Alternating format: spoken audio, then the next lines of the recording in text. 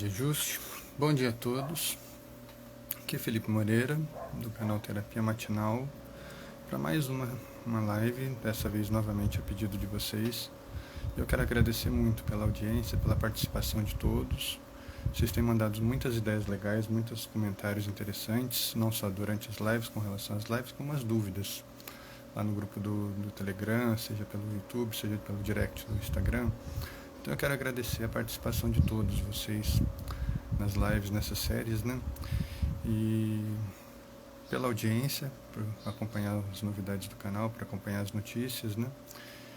E por sugerir ideias de lives, ideias de temas aí que sejam emergentes, temas que sejam de interesse de vocês, que afinal, uma andorinha só não faz verão, né?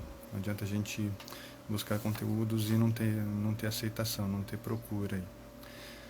Hoje, mais uma vez, eu estou aqui para falar um pouco de positividade, né? Dessa vez literalmente. Falar da busca pelo bem-estar, da busca pela felicidade, que é a premissa da psicologia, pelo menos da psicologia como eu entendo. E o que a gente vê muitas vezes é uma psicologia muito científica, uma psicologia muito baseada na busca pelo transtorno, pelos tratamentos das doenças, das síndromes, dos transtornos mentais, né? Como se a psicologia fosse apenas isso. E não é à toa que a psicologia criou esse estigma, recebeu esse estigma, né? De a psicologia é só para doido, só para quem tem uma doença. E não é verdade. Justamente isso acontece porque uma das partes mais importantes da psicologia se perdeu na nossa história, né? Quando eu digo psicólogos, né? Passamos a basear os nossos estudos, os nossos trabalhos nas terapias, no tratamento das doenças mentais, na melhoria da qualidade de vida das pessoas, baseadas nos transtornos mentais que elas apresentam, baseadas, né, na busca pelo novo normal, por assim dizer, por condições melhores de vida. Então o que a gente tem, na verdade, é uma das partes da psicologia que se tornou o grande todo, né? Muito se perdeu. E recentemente começou-se um movimento de resgate desse lado positivo da psicologia. E não é à toa que esse resgate, essa escola ficou conhecida como psicologia positiva. Eu vou falar dela nessa live, tá? E vou fazer um paralelo com alguns conceitos um pouco da própria hipnoterapia, das escolas de hipnose, porque eu achei muito interessante algumas pontes que foram surgindo aí durante as minhas leituras aí para essa live. Salve, salve, Valtinho, bem-vindo aí à live. Então, a psicologia, ela sempre teve 3 eixos principais: a busca pela uma boa qualidade de vida, a busca pelo desenvolvimento do potencial humano, potencial criativo das pessoas, e o tratamento das doenças mentais. Porém, no século XX, bom dia, seja bem-vindo aí à live. Hoje o público está um pouquinho devagar, daqui a pouco eles começam a chegar, e é sempre assim. Porém, o que aconteceu? A psicologia ela sempre teve esses 3 eixos. E no decorrer do século XX, com a Primeira Guerra, com a Segunda Guerra, vamos dizer assim, o mundo começou a se tornar um lugar muito negativo, muito cheio de traumas, muito cheio de feridas, de dores, né? E a psicologia adquiriu um carro-chefe de ajudar as pessoas a passar por esses traumas, a se recuperar desses grandes medos, dessas grandes máculas que a sociedade recebeu aí nesse período. E deixou de lado os outros dois lados que eram tão ou mais importantes do que o próprio tratamento dos traumas, que era a busca pela melhor qualidade de vida e a busca por desenvolver um melhor potencial das pessoas, né? Então a psicologia se tornou um foco voltado para a doença mental, voltado para o tratamento de traumas, para o tratamento dos grandes transtornos que a sociedade vinha sofrendo aí. E aquilo foi se concretizando e toda a ciência psicológica desde então passou a ter esse enfoque. Então tudo que não tivesse voltado para a busca ao tratamento, para a busca na compreensão de um trauma, das doenças mentais, era deixado de lado, era visto como não psicológico, portanto não científico, né? Então muitos dos grandes psicólogos passaram a adotar essa vertente, e aqueles que seguiam a linha tradicional, a linha que buscava o lado positivo das pessoas, o lado positivo da personalidade, e não só aquilo que estivesse quebrado, aquilo que estivesse doente, eram vistos como terapeutas alternativos, os famosos terapeutas holísticos aí. E não é à toa que no mesmo período em que a psicologia se tornou uma ciência voltada para o tratamento mental, teve esse boom de terapias holísticas, de terapias alternativas aí, das mais diversas, desde a dialética, passando pelo reiki, passando pela massoterapia, terapia de florais, todas as linhas psicoterápicas que envolvem de alguma forma o tratamento à saúde mental e à saúde emocional das pessoas. Elas receberam esses profissionais que ficaram órfãos dessa sala, né? E posteriormente, o que aconteceu?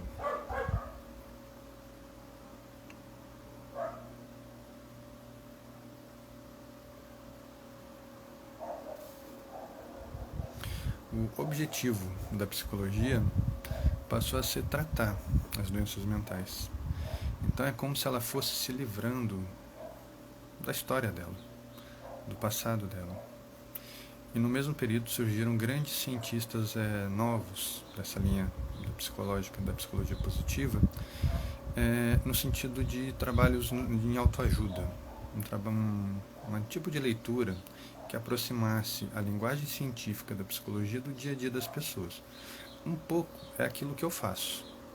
Eu nem imaginava que o nome disso era psicologia positiva. Eu fazia por uma iniciativa própria, que era trazer um pouco da psicologia, um pouco da hipnoterapia no dia a dia das pessoas, com pequenas técnicas, com pequenos dias, para melhorar a qualidade de vida, melhorar o humor, melhorar dificuldades, melhorar medos, né? Melhorar bloqueios que levem as pessoas a viver os seus dias da melhor forma possível. E isso acabou ficando conhecido como autoajuda, uma linguagem muito popular. Então, muitos psicólogos mais tradicionais não gostavam que a psicologia perdesse essa característica, perdesse esse linguajar científico. E taxavam as pessoas como autoajuda, como não cientistas, como não psicólogos. E por um bom tempo, a psicologia positiva, a psicologia que não fosse clássica, ficou conhecida como autoajuda. E o que aconteceu? Você passou a ter um fenômeno contrário.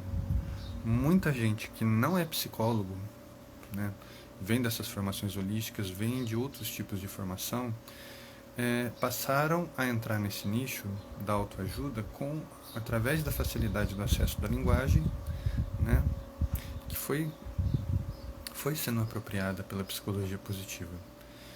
Então, é como se uma parte da psicologia ela fosse deixando de ser psicologia, fosse ganhando um corpo muito popular, um corpo muito, vamos dizer assim, comercial, como alguns dizem. A porta abriu aqui por causa do vento, eu levei um susto. Então, assim, não é que a psicologia deixou de ser psicologia, mas os psicólogos passaram a olhar para um lado da psicologia, deixando o outro de lado. Então a busca pelo bem-estar deixou de ser um pouco tanto do escopo da psicologia e passou a ser algo muito da alternativa ou da própria medicina, né? Mais os médicos eram confiados a esse nicho, a esse propósito, do que os próprios psicólogos. E a gente sabe, né, que ninguém melhor que o psicólogo para entender da saúde mental, para olhar para os transtornos. Então a psicologia passou a ter um foco exclusivo no estudo das doenças, nas formas de tratamento das doenças, e tentou se reapropriar de uma parte daquilo que estava espalhado nas terapias holísticas.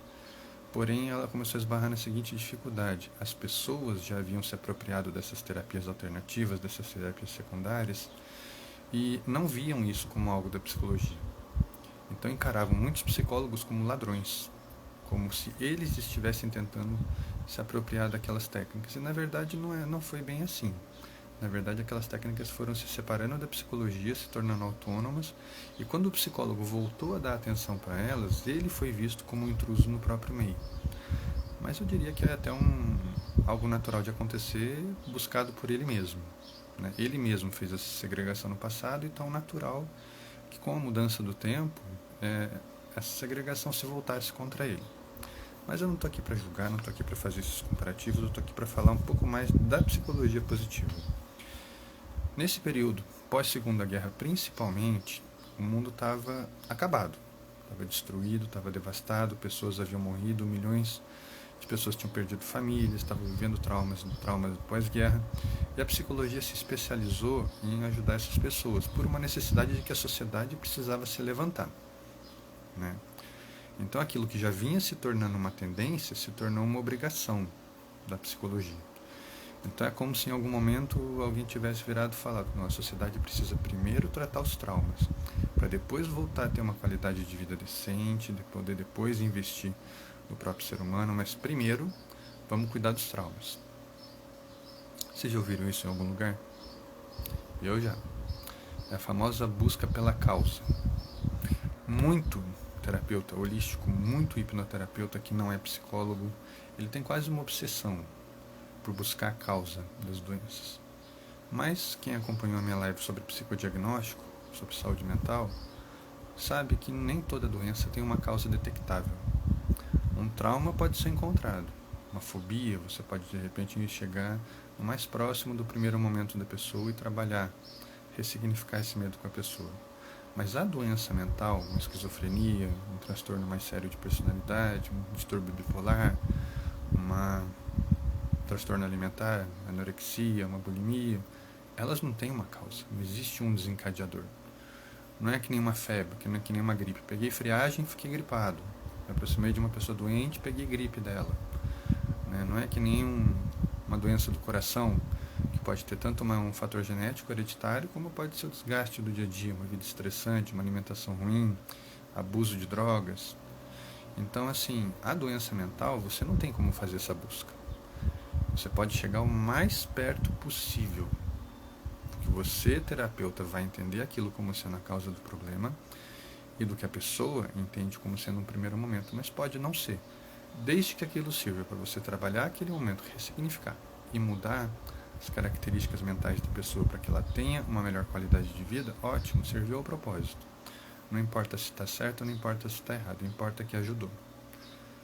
Então, assim, o que eu quero me focar muito aqui é isso. A psicologia positiva, ela não vai olhar no sentido das doenças, porque ela entende que a psicologia já faz isso muito bem. Ela vai olhar no sentido do potencial, não para aquilo que está errado com as pessoas, mas para aquilo que dá certo com elas, aquilo que está funcionando adequadamente.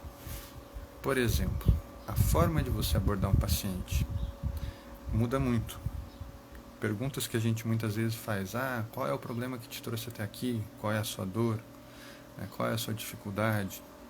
Então você está focando, fazendo com que a pessoa pense no problema. Isso é um enfoque negativo, senão é o contrário do que a psicologia positiva vai fazer. Então a psicologia positiva vai fazer com que a pessoa fale do problema dela e então vai devolver para ela da seguinte maneira, por exemplo: quais ferramentas, quais recursos você tem para lidar com isso agora? Isso é algo marcante na sua vida ou isso é algo que você pode deixar para trás? Você está pronto para deixar para trás e viver com mais liberdade, com mais autoestima, com menos tristeza, com mais alegria, buscar as coisas que te fazem bem, que te fazem felizes? Isso são exemplos de algumas perguntas que a gente faz na psicologia positiva, no sentido de fazer com que a pessoa não olhe para o problema, deixe aquilo de lado e passe a olhar para o potencial que ela tem de mudança, para as coisas positivas que ela traz, né? As coisas que fazem bem para ela, as coisas que estão dando certo na vida dela. Porque afinal, se a pessoa está viva, nem tudo está ruim.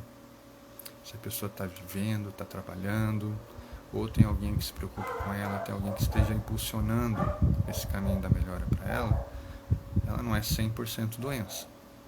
E essa é uma leitura, essa é uma comparação que a psicologia positiva até faz uma crítica na psicologia. Você não pode basear o seu estudo com o ser humano na doença. Porque é a mesma coisa que a medicina resolver dizer que as pessoas não vivem, não têm vida própria. Elas vivem no intervalo entre uma doença e outra. Então é como se o período saudável da pessoa não importasse. Faz sentido para vocês? Para mim não faz. Você entender que a pessoa só vive no intervalo entre doenças, no intervalo entre crises e transtornos, é você legar uma parte da vida da pessoa como se fosse toda ela.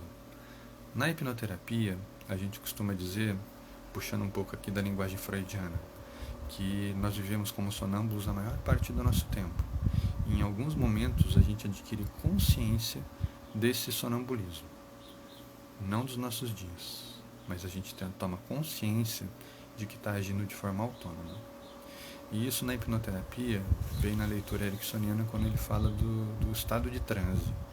O que é o estado de transe? É viver num estado hipnótico, semi-adormecido, para as coisas do seu dia a dia. Você faz as coisas todas no automático. Por exemplo, você acorda, você já sabe que você tem que tomar um banho, tomar um café da manhã e sair para trabalhar.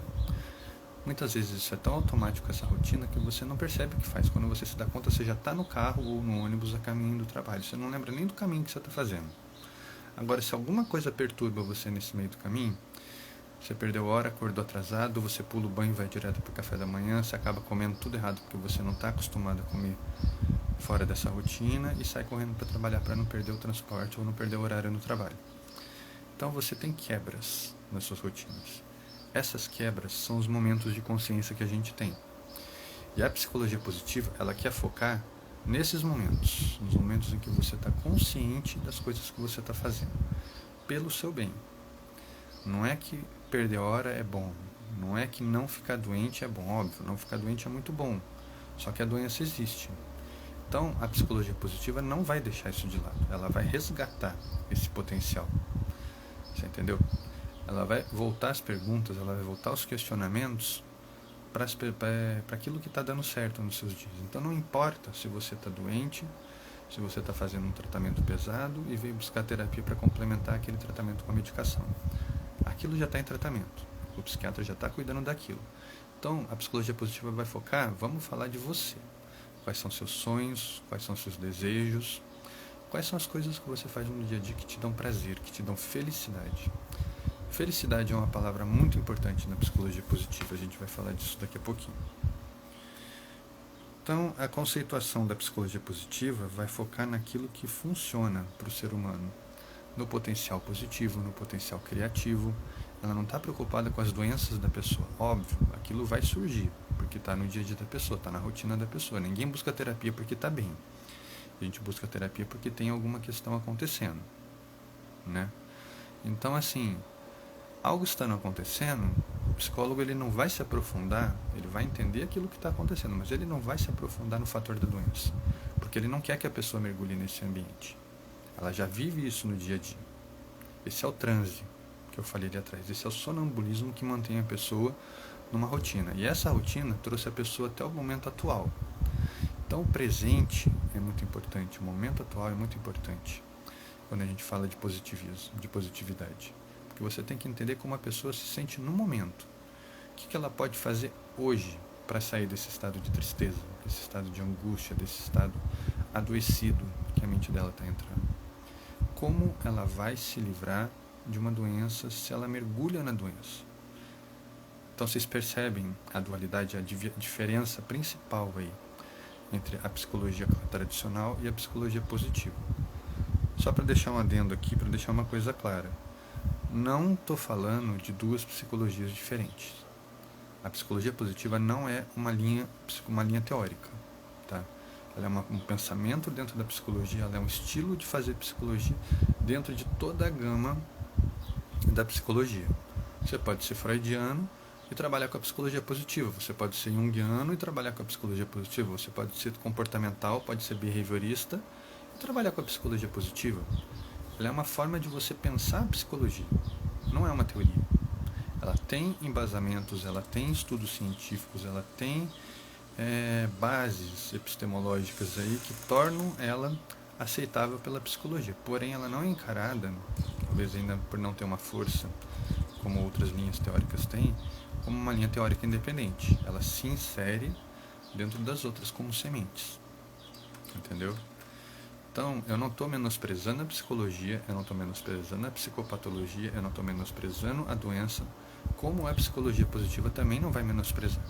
Só que ela não quer se basear nisso. Lembrem-se daqueles 3 eixos, tenham eles sempre em mente. Tá? O que faz a pessoa feliz, qual é o potencial que ela tem, criativo, e quais são as doenças que acompanham ela e a família dela. Porque a saúde e o bem-estar da família também se refletem na pessoa, portanto vão interferir, vão ser parte do tratamento, vão ser informações que vão ser levadas em consideração. Eu não estou falando de constelação, eu estou falando de levantamento de dados. Então, uma família onde o chefe da família tem uma depressão, tem um transtorno mais severo de personalidade, ele vai ser uma referência para a família, portanto, a família vai desenvolver um eixo de pensamento, uma forma de ser adoecida pela influência daquele provedor. Você entendeu? Essa é a informação que a gente vai buscar. Não quero entrar no critério da constelação, não vou falar sobre a constelação, porque existem muitos pontos positivos, mas também existem muitos pontos negativos. Eu não estou afim de esbarrar nessa polêmica agora. Já caí nesse erro em outros grupos e não é legal. Vamos deixar isso para um outro momento. Então, deixando a constelação de lado. A hierarquia familiar que você tem o chefe da família, pode ser o pai, pode ser a mãe, pode ser o avô, pode ser a avó, a matriarca, o patriarca. Cada família tem a sua referência. Tem pessoas que são criadas pelos avós, então os avós vão ser as referências da família. Se um desses elementos tem um transtorno, esse transtorno vai se refletir na forma de ser da família. Não que a família vai ter o transtorno, mas a família vai saber, vai crescer lidando com isso. Entendeu? Bom dia, Bruno. Bom dia ao pessoal que está entrando aí. Estamos falando aqui de psicologia positiva. Eu estou fazendo um paralelo entre a psicologia clássica, a psicologia tradicional, e com a psicologia positiva. Fiquem ligados aí. Então, assim, você não pode negligenciar essa informação, porque você pode ter uma pessoa com todos os traços, por exemplo, de uma depressão. Mas você vai fazer uma bateria de testes, você vai fazer um psicodiagnóstico com a pessoa, ela não demonstra um transtorno depressivo mais severo, embora ela se comporte como uma pessoa depressiva. Aí você vai levantar o comportamento familiar, você descobre que aquilo foi aprendido, que ela está replicando comportamentos do pai, do avô, da mãe. Você entendeu? Depende de quem for a referência dela. Então você, ao mesmo tempo que você vai olhar para a pessoa no momento, para o presente, você não vai negligenciar a história, você não vai negligenciar o passado daquela pessoa. E a família é o passado. A família é o presente, é o eixo onde ela está inserida hoje, mas também é o passado, são as referências que construíram a personalidade dela hoje. São informações importantes para se ter no escopo psicoterapêutico. Tá? Não é uma abordagem teórica, como eu falei, né? Não é uma psicanálise, não é um behaviorismo, não existe o positivismo, não existe existe a psicologia positiva como forma de pensar. Aí o que acontece? Na história da psicologia positiva, no começo o nome dela era mentalidade positiva, usada por coaches, usada por terapeutas, usada pelos terapeutas holísticos, no sentido de trazer o potencial criativo e libertador da pessoa. Só que não é um nome muito comercial, é um nome um pouco limitado. Então eles usaram o nome de psicologia positiva, mais nesse sentido, entendeu? Um pouco de vender.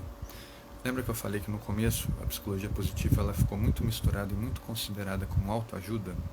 Foi mais ou menos isso que aconteceu. Como esses terapeutas alternativos, coadjuvantes, por assim dizer, eu vou parar de falar secundários, coadjuvantes, se apropriaram dessa psicologia positiva, ela ganhou uma força enquanto forma de estudo, entendeu? Só que ao mesmo tempo, é como eu falei, é como se uma parte da psicologia tivesse deixado de pertencer a ela. E isso na verdade nunca aconteceu, aquilo ficou adormecido no passado, e esses terapeutas começaram a fazer o trabalho, muito bem feito por sinal, e valorizar o potencial criativo, o potencial positivo das pessoas. Então não importa o que adoece, importa como a pessoa lida com a doença e como ela vai encontrar dentro desse ambiente a felicidade, o potencial, os sonhos, o caminho dela. Né? Isso é psicologia. Isso é trabalhar traumas, isso é trabalhar a doença mental em si. Né? Só que esses terapeutas eles passaram a dizer que isso não é psicologia. Aí começou uma briga, né? E também não quero falar dessa briga porque eu não estou aqui para falar sobre isso. Tá?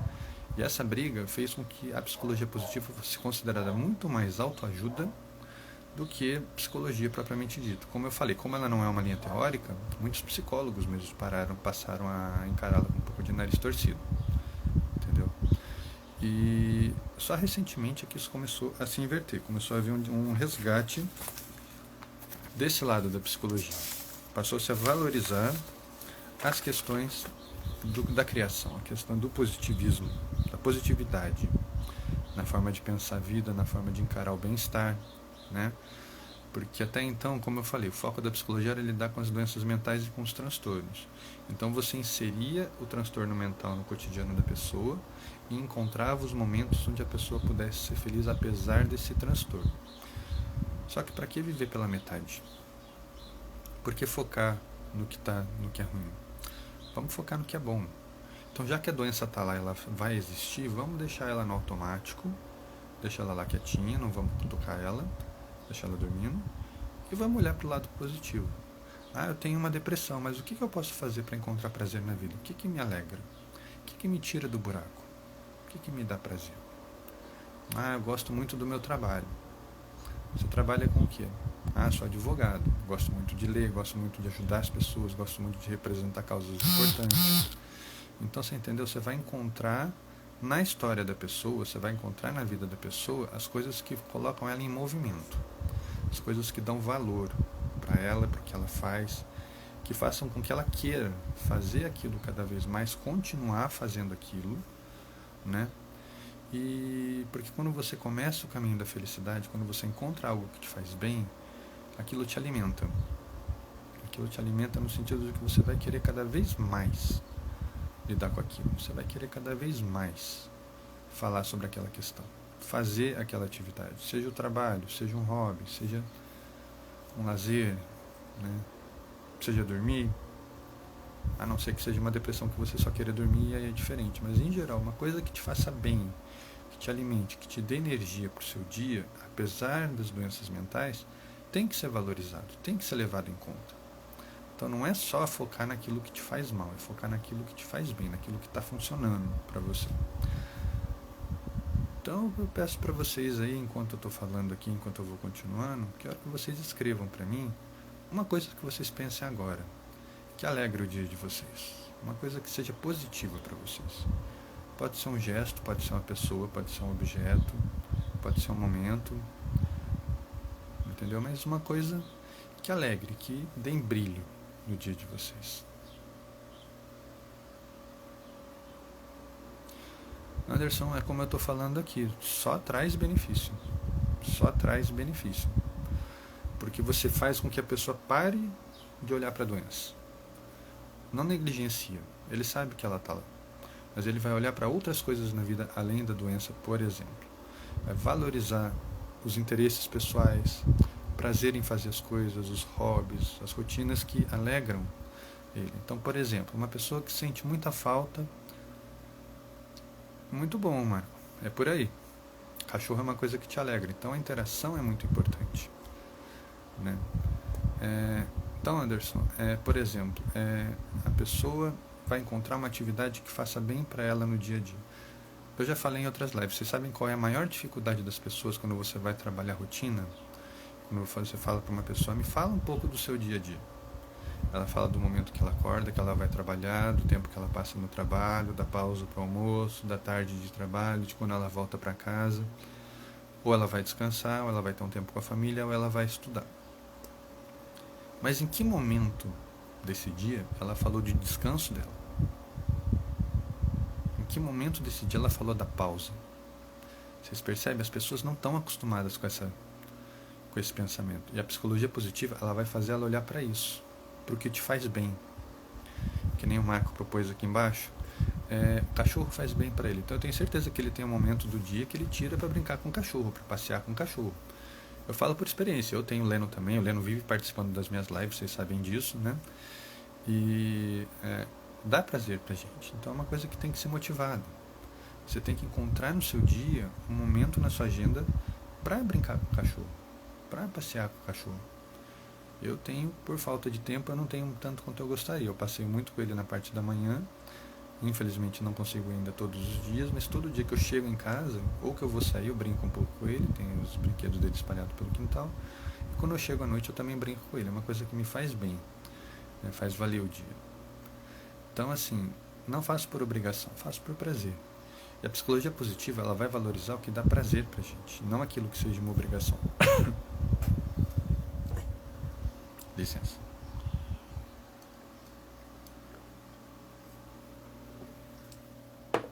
Você entendeu? É o que eu falei de focar no que funciona. Focar no que está dando certo para a pessoa, não no que vai dar errado. Obrigação ela já sabe que ela tem, ela não precisa se preocupar com isso. Mas é inserir os momentos de prazer no dia a dia. Inserir os intervalos, inserir as pausas.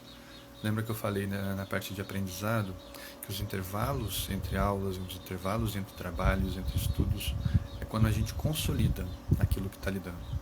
Por que o sono é tão importante? Porque no sono a gente consolida todas as experiências do dia.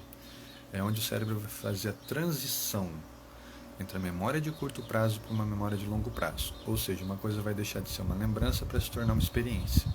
E, portanto, vai servir para o resto da vida. É um aprendizado que fica, é uma lição que você aprendeu e quando você tiver uma prova sobre aquela questão, aquilo já está consolidado dentro de você. É nos intervalos que isso acontece. Então, no dia, você produz, você tem que ter uma pausa para o corpo descansar, relaxar, entrar em stand-by. O cérebro precisa disso, a mente precisa disso. E esses momentos são... ventilador e papel não combinam. Esses momentos hoje em dia são muito negligenciados. E a psicologia positiva ela vai fazer esse resgate. Vai encontrar no dia da pessoa as coisas boas que ela está deixando de fazer ou que ela está fazendo pouco ou negligenciando. E vai fazer com que ela olhe para essas coisas. Espero ter respondido sua pergunta. Então, a principal atuação da psicologia positiva, agora falando em termos de eficácia e de trabalho, propriamente disso, do cotidiano de uma pessoa que trabalha com a psicologia positiva, né? A satisfação dos desejos e necessidades que vão aumentar a felicidade da pessoa. A felicidade é uma coisa que a gente está sempre buscando. Então, quando a gente se concentra em buscar algo que faça bem, a gente se motiva mais. Então é focar, por exemplo, não no lado ruim do trabalho. Eu trabalho no escritório, meu trabalho é sem graça. Mas o que você faz no escritório? Você preenche contratos, você ajuda pessoas, você vende planos de aposentadoria, você trabalha no banco, você vende empréstimos. Pensa que você está ajudando as pessoas a realizar sonhos. Que a pessoa que você atende ali, ela vai sair dali feliz, vai sair dali realizada. Então você vai ressignificar a sua forma de encarar o seu trabalho. Você não está mais trabalhando para os papéis, você está trabalhando para as pessoas. Então isso é uma coisa que vai fazer bem. Focar no positivo. A felicidade é uma coisa que... Existe uma diferença entre felicidade e significado. Eu vou explicar. Isso é muito característico da psicologia positiva agora. Felicidade é o momento. Você está bem, você está num momento bom, você está pensando no trabalho, ou você está pensando que você está num dia de folga, que você tem tempo para aproveitar. Então você está se sentindo feliz. Isso é presente. Quando você pensa em algo que aconteceu com você, ou algo que você está para fazer, você está pensando no significado do seu dia. Então os seus momentos vão ter uma outra proposta. Se o seu momento é de deleite, você está feliz. Só que se você pensa nas coisas, por exemplo, que você... trabalhei muito ontem, produzi muito, estou me sentindo bem com minha forma de trabalho, meu chefe me elogiou, e hoje eu estou num dia de folga, estou podendo aproveitar isso. Então, a felicidade de hoje tem esse significado de aproveitamento, de conquista para você, das coisas boas que aconteceram, das coisas positivas que você fez, pelo trabalho, por você, pelas pessoas ao seu redor, você entendeu? Então você vai dando significado. O seu momento vai dar significado para o seu passado. E a mesma coisa o futuro. Eu estou agora aqui fazendo essa live pensando que daqui a pouco eu tenho que sair correndo, pegar o ônibus e trabalhar, né? Então assim, eu sei que eu não posso me estender nessa live, portanto eu tenho que ser objetivo. Se eu tornar minha live, espero eu, pelo menos no meu ver e nos respaldos que eu tenho recebido, minha live de uma melhor qualidade, mais objetiva, e quando eu saio daqui eu saio com a sensação de dever cumprido e vou trabalhar mais satisfeito, eu trabalho melhor, eu rendo melhor. Então vocês percebem que eu vou colocando significado nas coisas que estão acontecendo no meu dia. O momento presente é sempre um momento de felicidade, a busca pela felicidade é sempre um momento. Estou trabalhando muito, estou lutando para um dia comprar minha casa. Minha casa é o meu sonho, ela vai ser o meu momento de felicidade. Então o meu trabalho é o meu significado. Ele significa essa futura conquista para mim. Ela significa o meu sonho de ter a minha casa. Então vocês entendem a diferença da felicidade para o significado? Isso é uma coisa muito importante. A gente costuma ter no nosso dia muitos momentos felizes. mas poucos de significado. Então, quando a gente se concentra na felicidade, a gente está vivendo de uma forma muito aleatória, muito presente, e não está inserindo isso no nosso dia a dia. A gente não está pensando em como a gente pode buscar essa felicidade, como usar essa felicidade como um combustível. A gente está aceitando pequenos momentos alegres e deixando de buscar mais. Quando a gente pensa no significado, a gente transforma o nosso dia num propósito. Propósito é uma outra palavra muito importante quando a gente pensa em psicologia positiva. Qual é a nossa missão? Qual é o nosso propósito em tudo aquilo que a gente faz? Qual é a missão desse canal? É popularizar a psicologia, trazê-la para o dia a dia das pessoas e ajudar as pessoas a melhorar a qualidade de vida sem ter que ficar se preocupando com linguagem científica, com terapia. Se for necessário, eu vou ser o primeiro a encorajar a pessoa. Mas eu quero que as pessoas entendam que a psicologia não é uma coisa lá distante, que está lá no norte, que está lá num profissional fechado numa sala, que você tem que ir até lá, pagar uma fortuna para ter acesso a isso.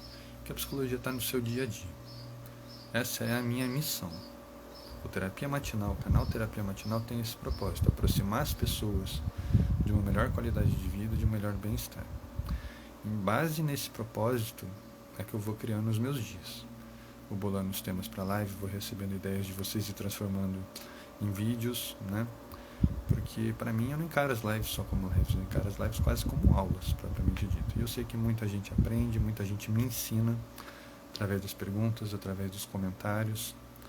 Então, eu estou preenchendo o meu dia com significados. E esses significados me fazem ter mais momentos felizes, de me sentir realizado. Espero que vocês tenham entendido essa questão, porque ela é bem importante a gente ter para a vida, né? Quando a gente ouve muito das pessoas, minha vida está sem sentido, eu estou sem propósito, né? Aonde a pessoa está se concentrando? Ela está se concentrando naquilo que ela não tem. E lembra que o cérebro não entende a palavra não. Se você se concentra no negativo, ele vai te dar negativo.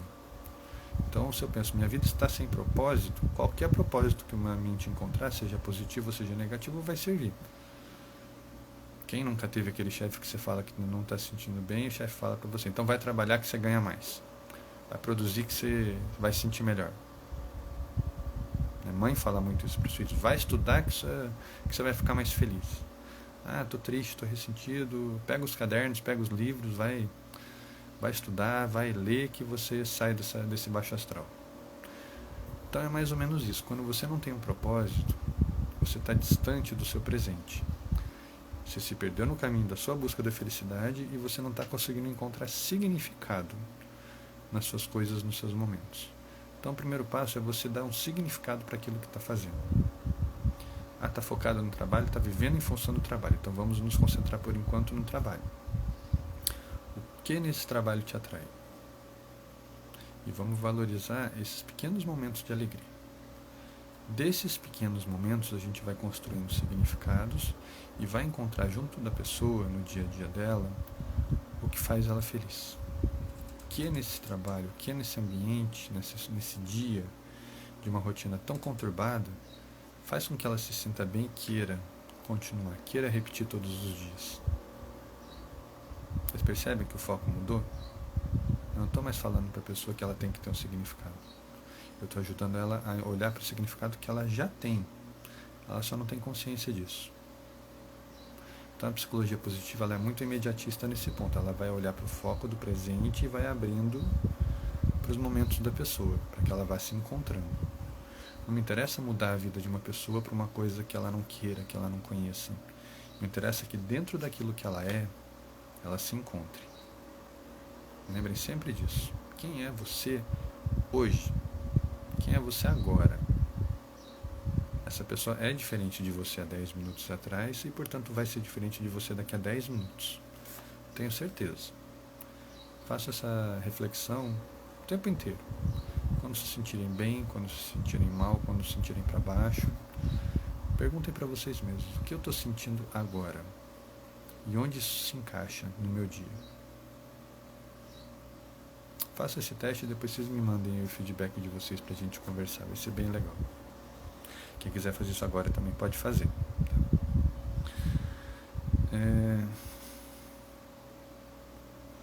As coisas que nos causam estresse e ansiedade é quando a gente vai preenchendo o nosso dia com coisas que não são nossas. Você trabalha em função da produtividade, você trabalha em função das ordens do chefe, você estuda pela obrigação das provas, você estuda porque você tem que passar no Enem, no vestibular. Então você coloca o seu propósito lá na frente e não no seu momento. Então você tem que, por exemplo, trabalhar porque hoje você está a fim de trabalhar, por mais que você não esteja. Busca os pequenos momentos do trabalho, a interação com os colegas, o ambiente de trabalho, né, se afastar um pouco das cobranças, se afastar um pouco das dificuldades que estão tendo em casa, não pensar nas contas nesse momento. Então encontre uma coisa que te faça desviar o seu pensamento do negativo, daquilo que te incomoda. Se você conseguir, você está entrando no caminho do significado. Se você não conseguir, talvez você esteja ainda enraizado no negativo, na falta de um propósito, na falta de uma motivação para o seu dia. E aí é refletir quem é você hoje e o que você tem feito por você. Entenderam a diferença?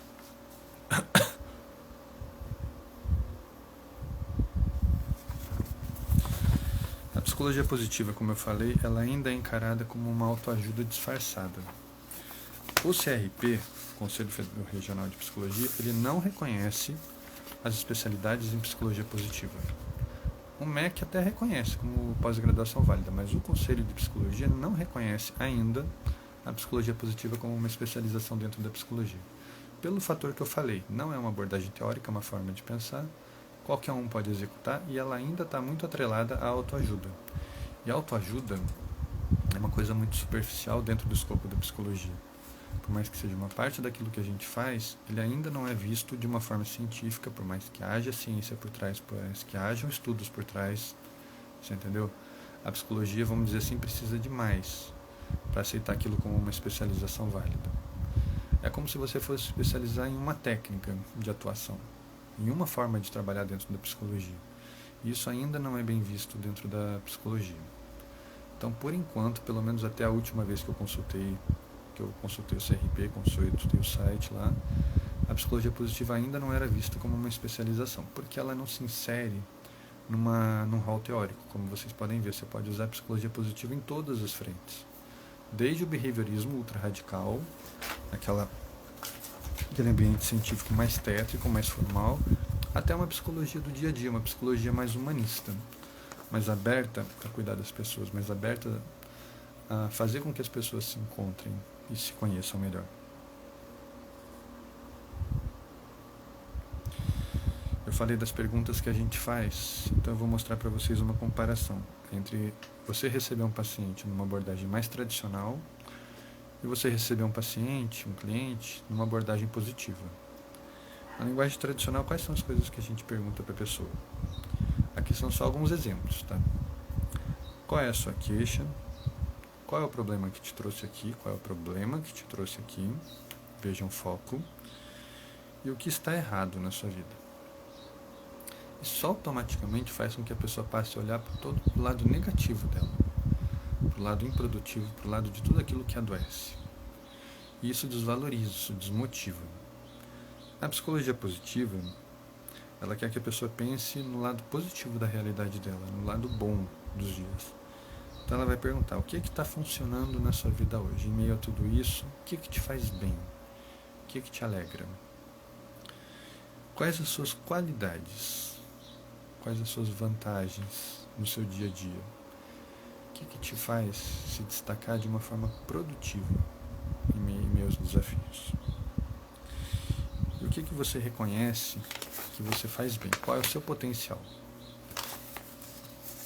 Vocês perceberam aí a diferença? Quando você faz com que a pessoa foque no positivo, quando você faz que a pessoa foque naquilo que está dando certo na vida dela, ela automaticamente vai encontrar um caminho de alegria. Vai encontrar um caminho de escape em meio ao estresse, em meio à ansiedade, né? Em meio à depressão, em meio às angústias do dia a dia. Porque ela já está vivendo muita angústia. Como eu falei, ninguém procura terapia porque está se sentindo bem. A pessoa procura terapia porque ela está se sentindo mal, porque ela quer resolver alguma coisa.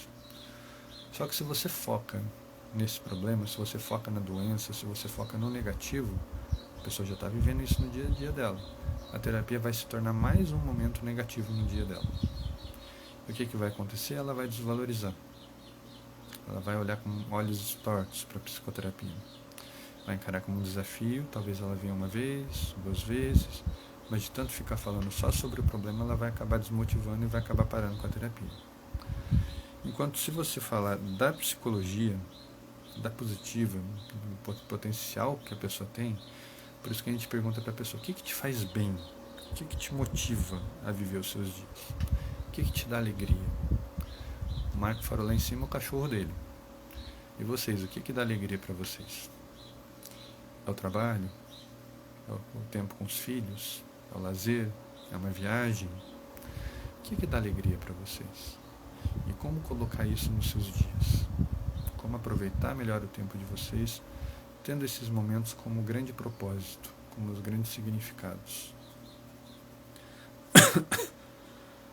Uma transição que a gente tem da psicologia tradicional para a psicologia positiva é aquela chamada psicologia humanista.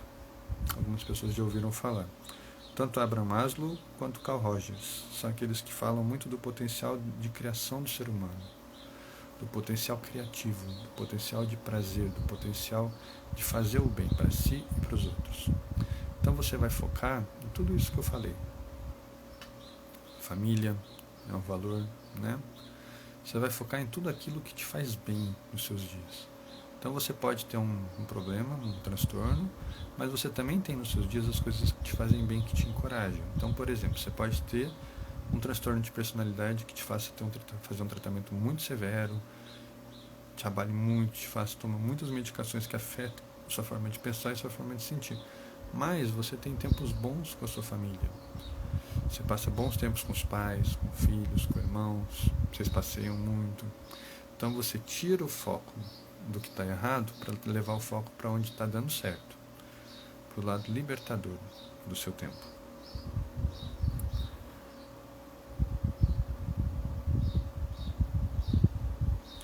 Então, para sintetizar, a psicologia positiva é uma forma de pensar bastante recente. Eu esqueci até de falar, eu separei aqui o nome da pessoa que está trazendo, fazendo esse resgate. Martin Seligman. Ele tem livros muito bons sobre a psicologia positiva. Martin Seligman, depois eu deixo na descrição do vídeo aqui o nome certinho.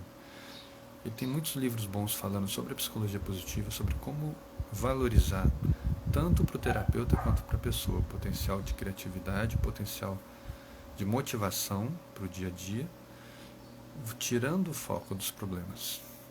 Então a psicologia positiva ela não deixa de olhar para o que está ruim, ela não deixa de olhar para o que está dando errado, ela só não vai se focar naquilo.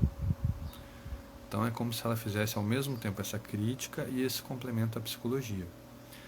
Ela não se preocupa em falar de doenças, porque a pessoa já fala de doenças o tempo inteiro, e se lidar com a doença for algo produtivo para ela, vai surgir na terapia a forma de lidar com a doença, o desafio de lidar com a doença. Muita gente procura terapia, por exemplo, não tanto para trabalhar a doença, mas porque ela quer parar de tomar remédio. O psicólogo não pode mexer na medicação. Nenhum psicólogo, nenhum terapeuta que não seja médico ou psiquiatra pode mexer em medicação. O que um psicólogo pode fazer? Se a pessoa falar que ela está tomando medicação, está tendo muitos efeitos colaterais, ele pode orientar a pessoa a voltar a procurar aquele médico, aquele psiquiatra, para reavaliar, mas ele não pode falar para a pessoa em hipótese alguma, para com a medicação e volta no médico. Não é da alçada dele, ele não tem conhecimento, ele não tem informação para isso, um terapeuta muito menos. Embora eu conheça alguns terapeutas que fazem isso, eu abomino. Tá? Toda forma de terapia, seja positiva, seja tradicional, seja com medicamentos, ela envolve ajustes, ela envolve um período onde a pessoa vai mobilizar os conteúdos dela. No caso da medicação, bioquímicos, ela está alterando tanto todo o sistema nervoso quanto o sistema endócrino dela, para se adaptar àquela nova química que está fazendo parte do dia a dia dela. Isso leva tempo. Da mesma maneira, uma pessoa que começa uma terapia, ela passa a mobilizar os conteúdos inconscientes dela, tudo aquilo que faz bem, tudo aquilo que faz mal, e aquilo vem à tona. Então, vou falar mais uma vez uma coisa que eu falo sempre.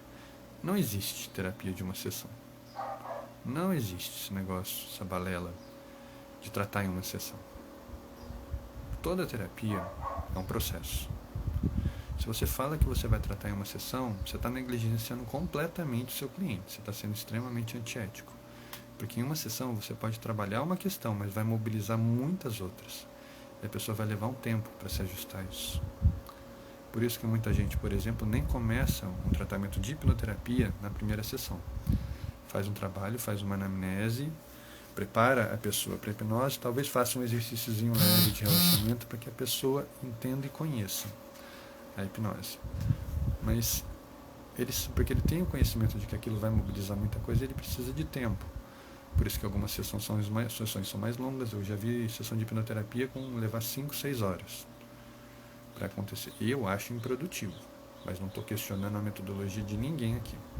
Tá? As minhas sessões de hipnoterapia demoram de 1h30 a 2 horas, tá? Nos quais eu coloco um período de elaboração, faço a hipnoterapia e depois tem um período de catarse, um período de devolutiva daquilo que aconteceu. Vamos elaborar, vamos conversar sobre os conteúdos levantados e preparar a pessoa para uma próxima sessão. É assim que eu trabalho, é assim que eu aprendi a trabalhar e é assim que tem dado certo para mim há mais de 20 anos. Então, assim, você não pode ser negligente com a pessoa, batendo o peito e falar, eu te curo em uma sessão. Muita gente faz isso. Aí você trata a depressão de uma pessoa, você começa a mexer no conteúdo, começa a aparecer várias outras questões, a pessoa começa a ter crises que ela não tinha há anos, porque você está despertando coisas que estavam adormecidas dentro dela. Então tenham essa responsabilidade.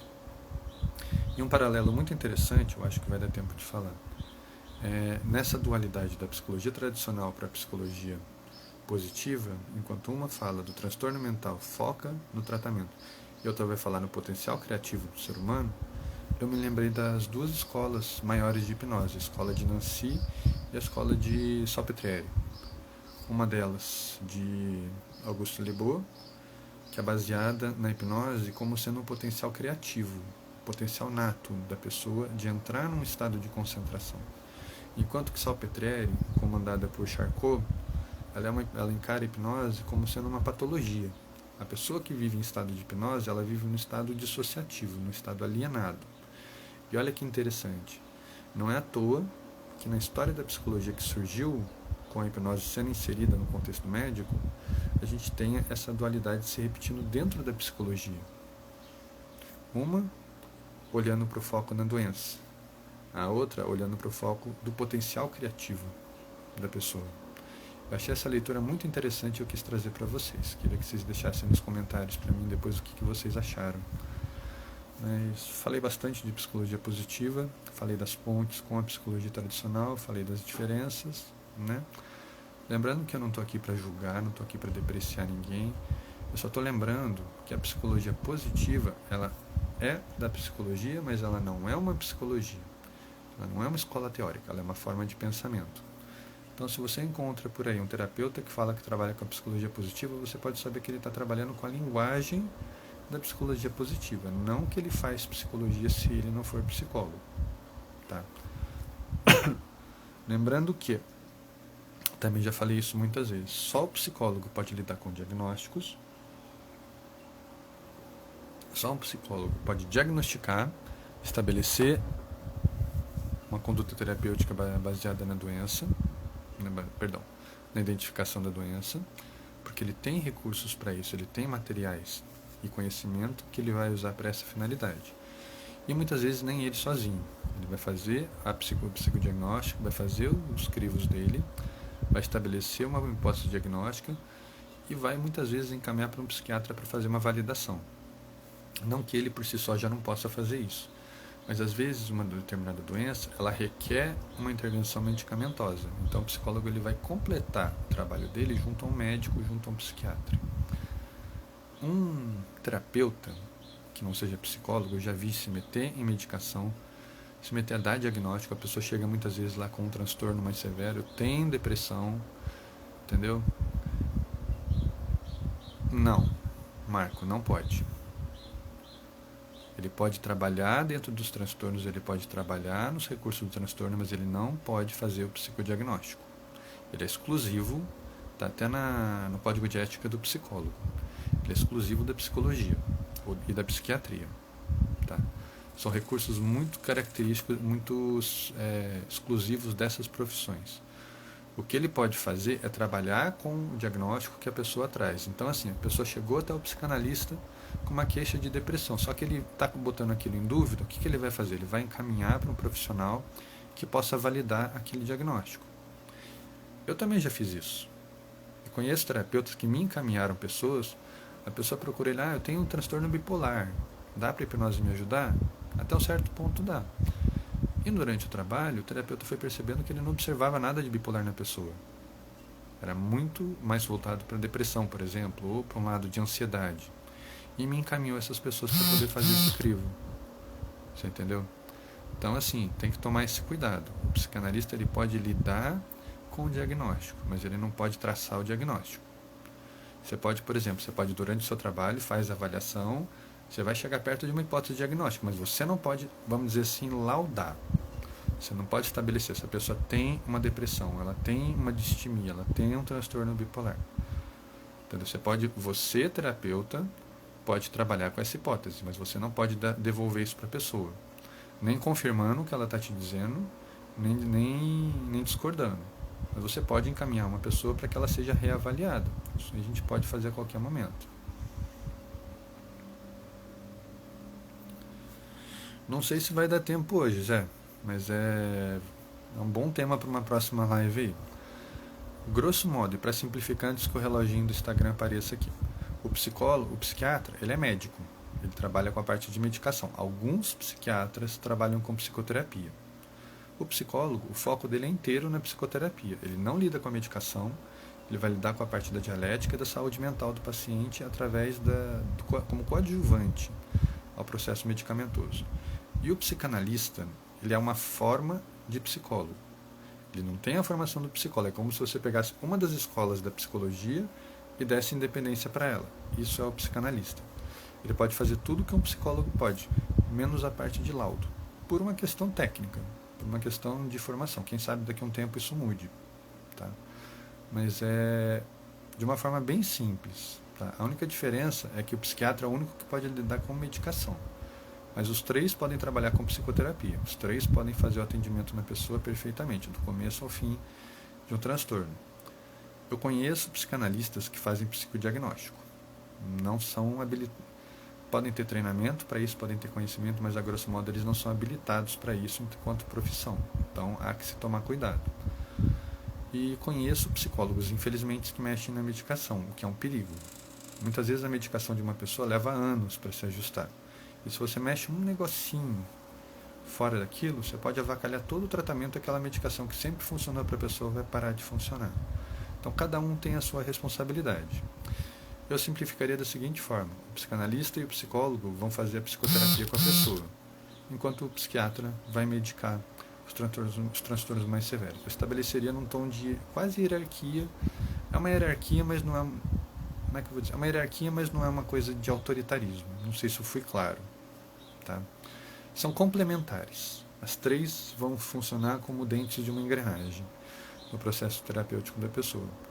Tanto o psicanalista quanto o psicólogo têm o mesmo potencial de trabalhar a psicoterapia. A diferença é que o psicólogo pode fazer coisas além do psicanalista, além da clínica, a parte de avaliação psicológica, a parte de contratação, a parte de recursos humanos. Ela é do escopo mais da psicologia. Espero ter tentado te resolver, te responder aí brevemente, depois eu melhoro um pouco essa resposta. Gente, eu vou encerrando por aqui. O reloginho aí ou vai aparecer ou vai me cortar na metade, como sempre. Quero agradecer todas as indicações de ideias para a live. Essa aqui foi mais uma delas propostas por vocês. Foi muito legal estudar para essa live, foi muito legal trazer a leitura. E eu vou deixar o nome esqueci de novo o nome dele. Do Martin Seligman. É o cara que está trazendo a psicologia, está popularizando a psicologia positiva enquanto forma de pensamento na psicologia moderna. Ele tem livros muito bons, acompanhem o trabalho dele, tá bom? E para vocês, o meu muito bom dia, meu muito obrigado por estarem comigo.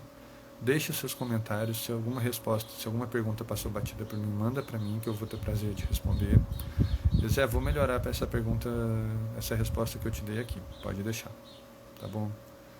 Gente, um grande abraço para todos, bom dia para vocês e até a próxima live. E amanhã eu vou fazer live no perfil do Humberto, vou deixar indicado também na descrição, falando dos mitos e dos preconceitos por trás da hipnose junto aos terapeutas. Por que muitos psicólogos têm tanto preconceito com relação à hipnose? Por que alguns terapeutas também têm um pouco desse misticismo, desse distanciamento aí?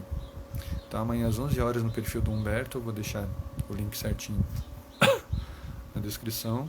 E espero vocês amanhã então às 11 e quarta-feira que vem de novo para o nosso Terapia Matinal. Gente, muito bom dia para todos e até a próxima.